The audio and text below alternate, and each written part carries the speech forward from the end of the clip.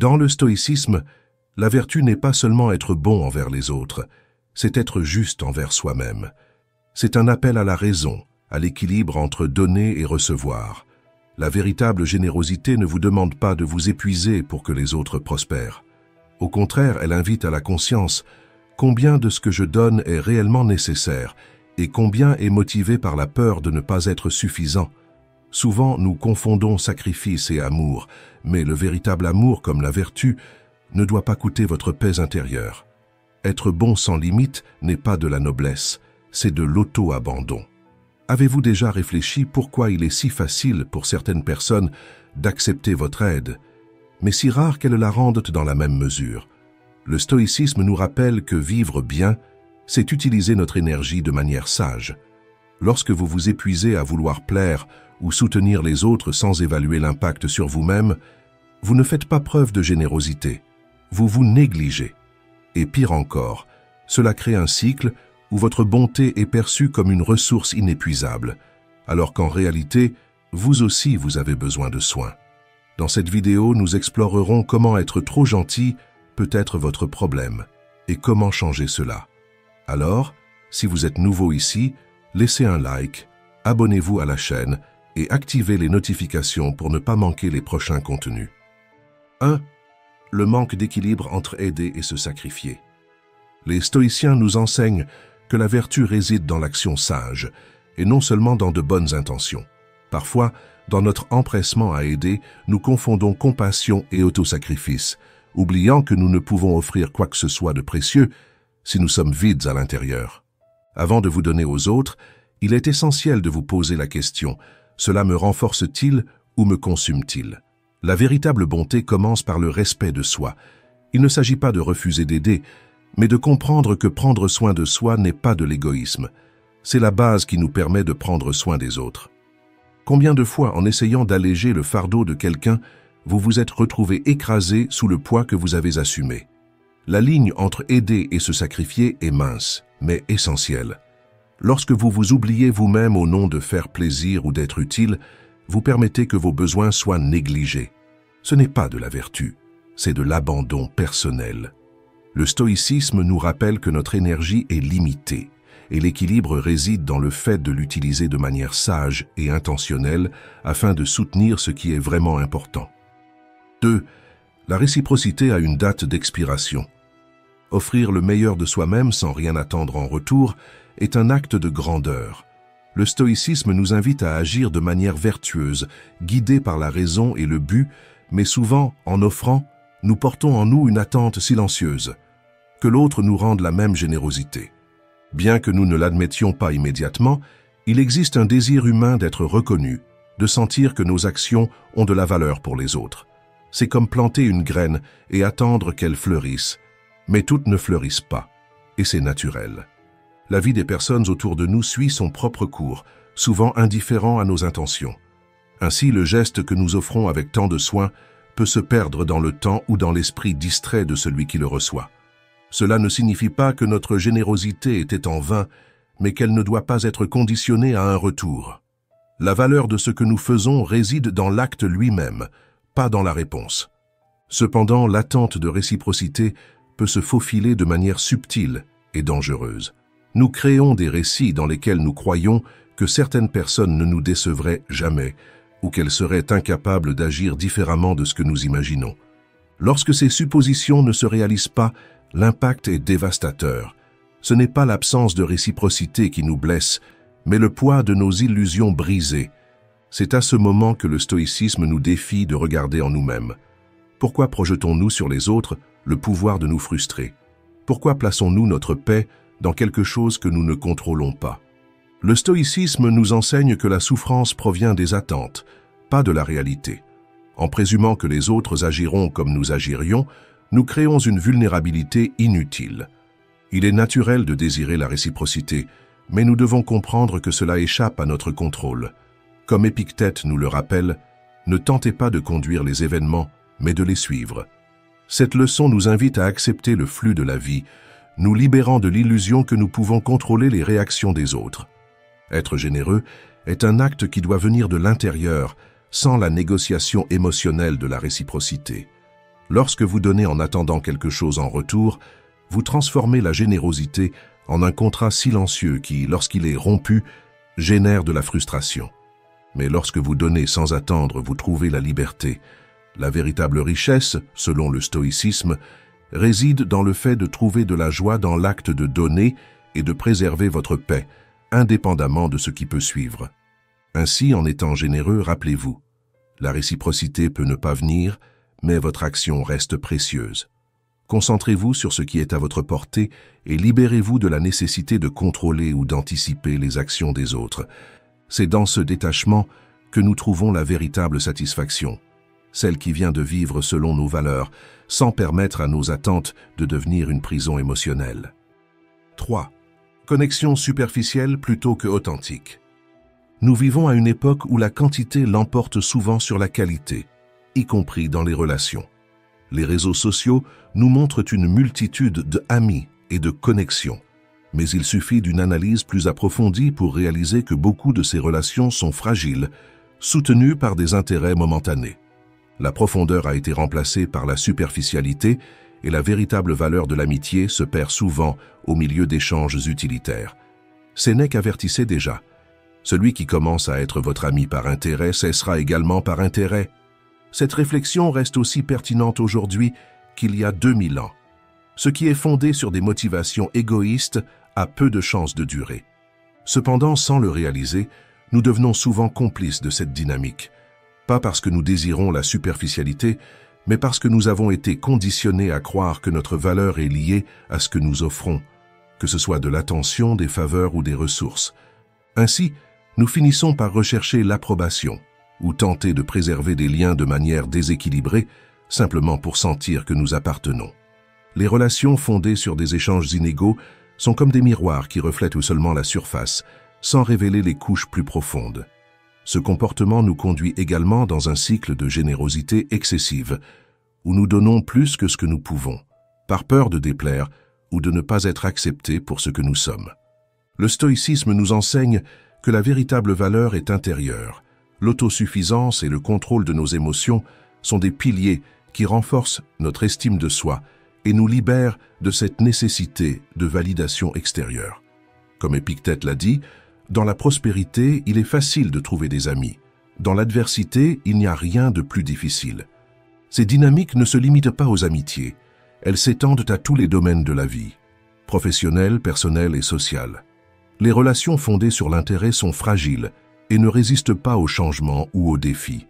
Pour construire des connexions authentiques, il est essentiel d'accepter qui nous sommes, avec nos imperfections et nos qualités, et de valoriser des relations qui grandissent à partir de cette base solide. Les principes stoïciens nous invitent à créer des liens qui vont au-delà du superficiel, où le respect mutuel et la compréhension forment la base d'une connexion authentique. C'est ainsi seulement que nous pouvons profiter de relations qui reflètent véritablement notre essence et favorisent une croissance mutuelle et significative. 4. Les récipiendaires n'ont pas de limite. La générosité est une vertu admirable, mais elle peut aussi devenir un piège. À un moment donné, nous avons tous vécu l'expérience de nous donner plus que nous ne devrions, pour nous rendre compte que l'autre ne considère jamais que c'était suffisant. C'est une réalité dure. Plus vous donnez, plus on attend de vous. Pas parce que les gens sont toujours ingrats, mais parce que souvent, ils confondent votre bonne volonté avec une obligation.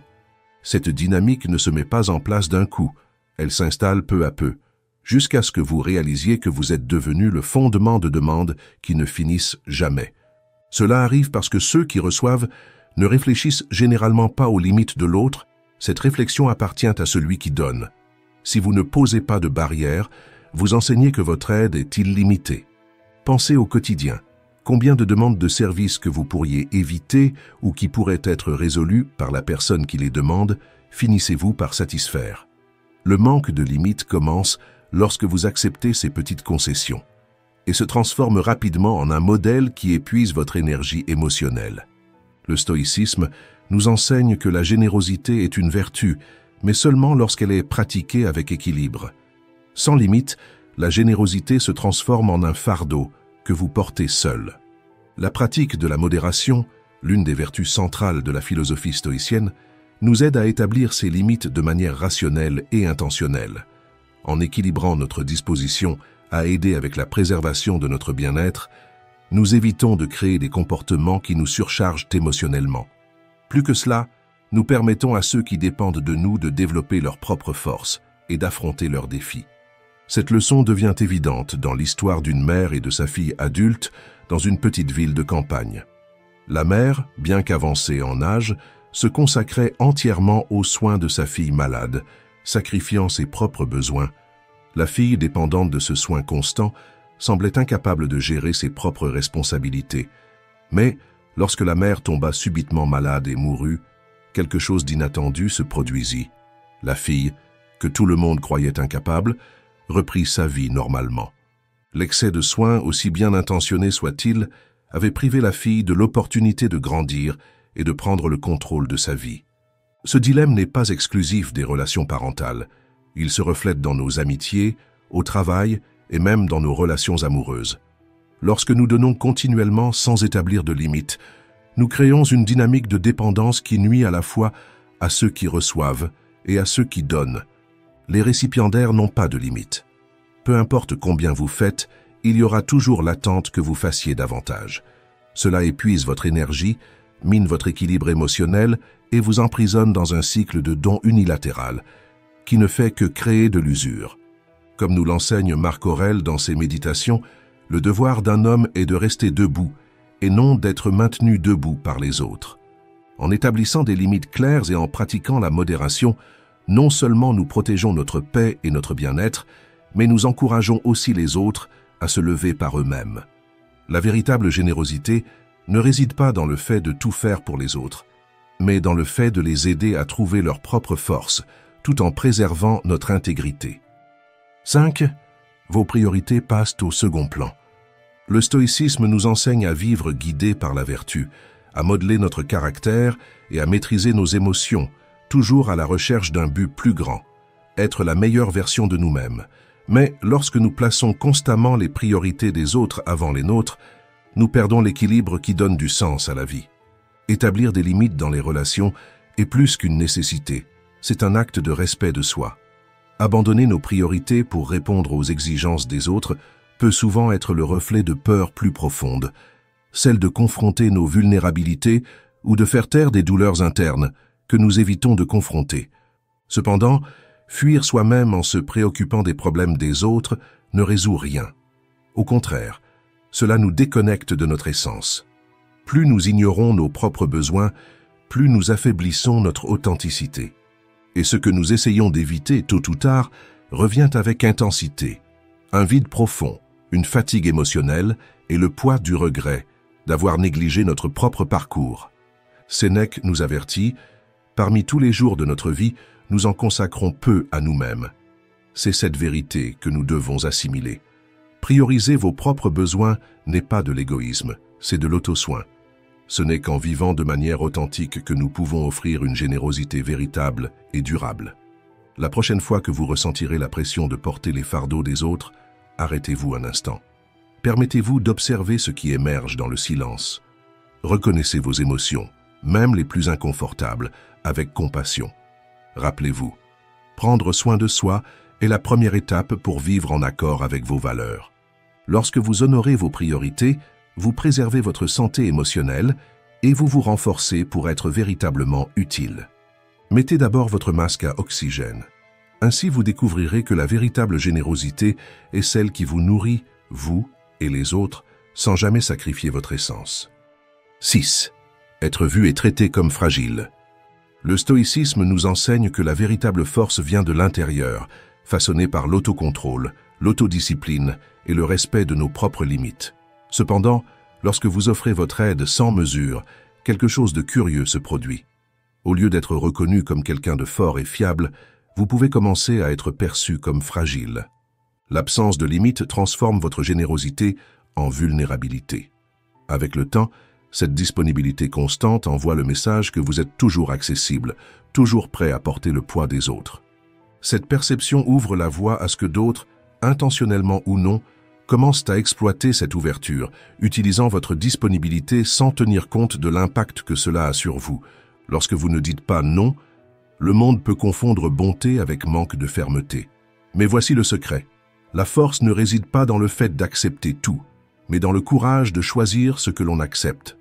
En imposant des limites claires, non seulement vous protégez votre énergie, mais vous changez également la façon dont on vous perçoit. Vous cessez d'être quelqu'un facilement exploité pour devenir une personne qui se valorise suffisamment pour tracer une ligne lorsque cela est nécessaire. Dire non n'est pas rejeter les autres, c'est s'accepter soi-même. C'est un acte de respect de soi qui redéfinit la manière dont vous êtes perçu. Ce petit mot porte le poids de votre dignité et envoie un message puissant. Je connais ma valeur. Sénèque a saisi cette essence lorsqu'il a dit « Ce que vous pensez de vous-même est bien plus important que ce que les autres pensent de vous. » Lorsque vous croyez en votre propre valeur, le monde commence à vous traiter avec la dignité que vous méritez. La prochaine fois que quelqu'un testera vos limites, rappelez-vous que le mot « non » n'est pas un bouclier de défense, mais une affirmation de force. Il dit au monde que vous êtes quelqu'un qui se respecte et de ce fait mérite d'être respecté par les autres. 7. Vous rencontrerez beaucoup de « mais ». Nos actions parlent plus fort que nous ne le pensons. Lorsque nous nous montrons toujours disponibles, sans poser de limites, nous attirons des personnes qui confondent gentillesse avec convenance. Cela ne se fait pas par malice, mais par la nature humaine elle-même. Nous recherchons le chemin le plus facile. Vous avez probablement remarqué que certains amis sont toujours là quand ils ont besoin de quelque chose, mais disparaissent lors des moments de célébration ou de détente. Exclure quelqu'un d'événements importants ou d'interactions légères peut être douloureux, car cela renforce le sentiment que votre valeur est liée uniquement à ce que vous offrez. Cependant, ces dynamiques en disent moins sur vous et plus sur la manière dont les gens priorisent des relations authentiques et équilibrées pour partager leur joie. Le stoïcisme nous enseigne à regarder ces situations avec discernement et non avec ressentiment. Plus que d'écouter des mots, il est essentiel d'observer les actions. Celui qui valorise votre présence sera à vos côtés tant dans les adversités que lors des célébrations. Identifier ces différences peut être inconfortable, mais aussi libérateur.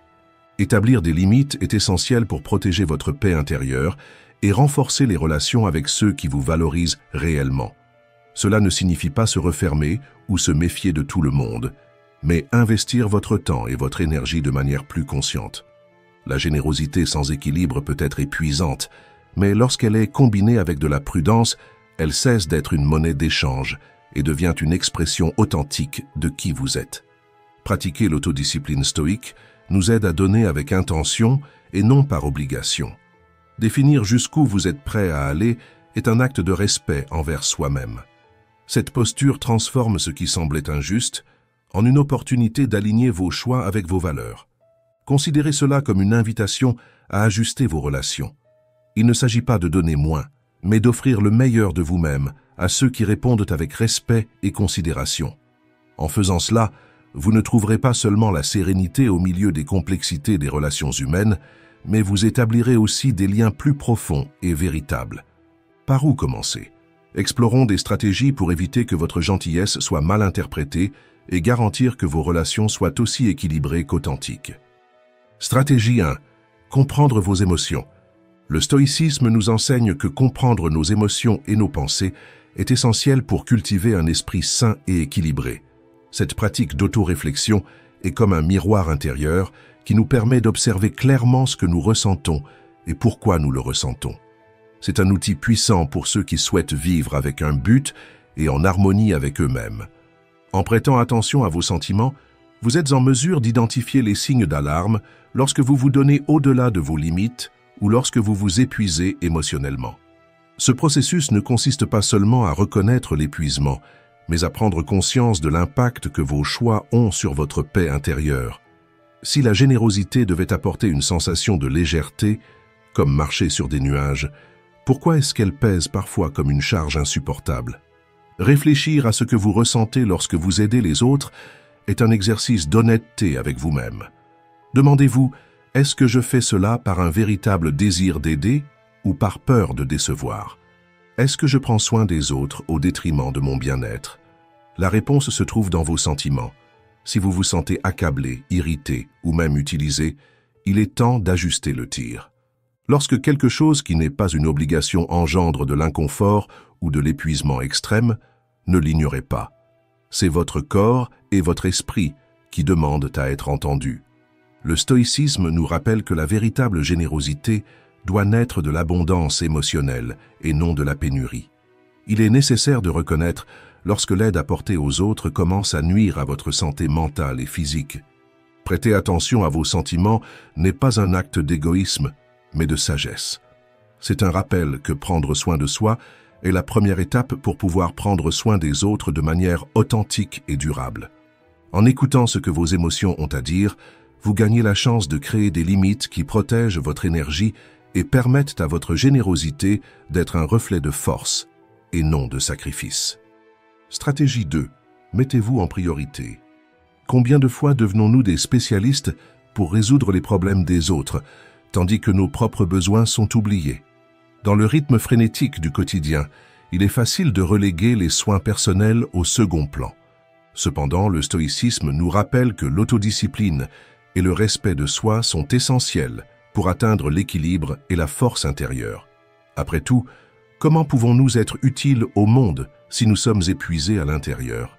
Cette philosophie pratique nous invite à un voyage de soins de l'âme. En nourrissant nos pensées et nos émotions, nous apprenons à nous traiter avec le même soin que celui que nous offrons aux autres. Se mettre en priorité n'est pas de l'égoïsme, c'est un acte de sagesse et de courage. C'est prendre l'engagement de prendre soin de l'esprit, du corps et de l'âme pour vivre avec un but et une signification. Ne vous négligez pas. Accordez-vous l'attention que vous donneriez à quelqu'un que vous aimez profondément. Reconnaissez vos imperfections, pardonnez-vous pour vos erreurs et considérez chaque nouveau jour comme une occasion de recommencer. La sagesse stoïque nous enseigne que se reconstruire est un processus continu, guidé par l'intention et le but. Réservez des moments rien que pour vous. Choisissez une activité qui renouvelle votre énergie et vous apporte de la joie, une activité qui vous redonne l'équilibre perdu. Pendant ce temps, pratiquez la générosité envers vous-même, établissez des limites et apprenez à dire non sans culpabilité. Cet espace est sacré et nécessaire. Rappelez-vous, prendre soin de soi-même n'est pas un acte égoïste, mais une base solide pour affronter les défis de la vie. Plus vous serez renforcé, plus l'impact que vous pourrez avoir sur le monde sera authentique. Et cela, au final, est la meilleure façon de servir, offrir au monde la meilleure version de vous-même. Stratégie 3. Sachez identifier les preneurs. Les principes stoïques d'autodiscipline et de discernement nous enseignent que, pour préserver notre paix intérieure, il est essentiel de reconnaître qui contribue réellement à notre parcours et de savoir quand il est temps de se retirer. Les relations qui drainent notre énergie, sans offrir de retour émotionnel ou moral, sont comme des ancres invisibles, nous éloignant de nos objectifs et de l'équilibre que nous recherchons. Certaines personnes, les preneurs, exigent constamment attention, temps, argent ou patience. Elles répètent leurs plaintes, demandent de l'aide sans cesse, mais résistent à tout changement. Cette vérité, bien que difficile, est inévitable. Votre bonté, aussi sincère soit-elle, ne peut pas transformer quelqu'un qui refuse de grandir par lui-même. Maintenir ces relations, c'est comme arroser une plante parasite dans un jardin. Elle consomme les nutriments qui devraient nourrir votre propre croissance et épanouissement. Le stoïcisme nous rappelle que des vertus comme la bonté et la générosité n'ont de véritable valeur que lorsqu'elles sont appliquées avec sagesse et intention.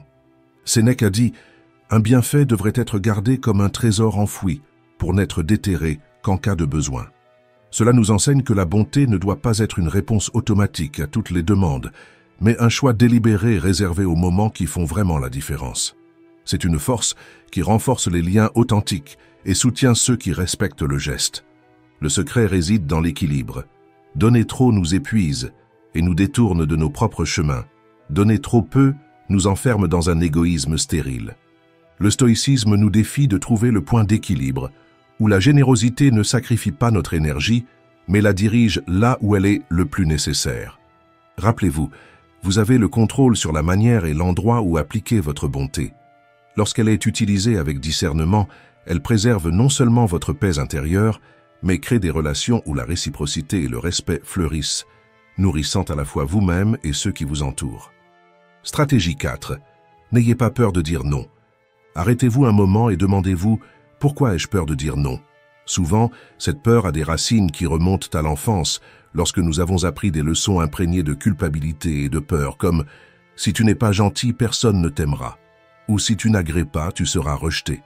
Ces messages, même dits avec de bonnes intentions, se sont inscrits dans notre esprit d'enfant comme des vérités absolues, modelant nos réponses automatiques à la vie.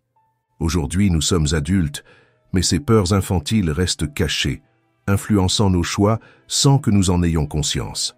Le stoïcisme nous invite à une introspection profonde, à remettre en question ce que l'on nous a enseigné et, plus important encore, à nous libérer de ce qui ne nous sert plus.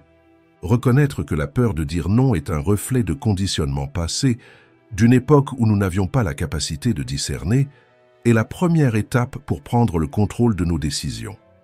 La pratique stoïque nous offre des outils pour interrompre ces schémas. Elle nous enseigne à regarder nos émotions avec clarté, en comprenant que nous ne sommes pas esclaves d'elles. Lorsque vous apprenez à faire une pause et à réfléchir avant de répondre, vous réalisez que dire non n'est pas un acte de rébellion ou d'égoïsme, mais une démonstration de maîtrise de soi et de respect envers soi-même. Dire non dans des situations où vous êtes surchargé ou lorsque la demande est clairement injuste est un acte de courage et de discernement. C'est un rappel que vous n'êtes pas ici pour répondre à toutes les attentes des autres, mais pour vivre selon vos valeurs et vos limites. Et cela n'est pas seulement sain, c'est libérateur. En pratiquant le non de manière consciente et équilibrée, vous vous rapprochez de l'essence du stoïcisme. Vivre une vie guidée par la raison, l'introspection et le but, plutôt que d'être entraîné par des peurs anciennes qui n'ont plus leur place dans le présent. Si vous êtes arrivé jusque-là, commentez. Courage stoïque. Merci d'avoir regardé.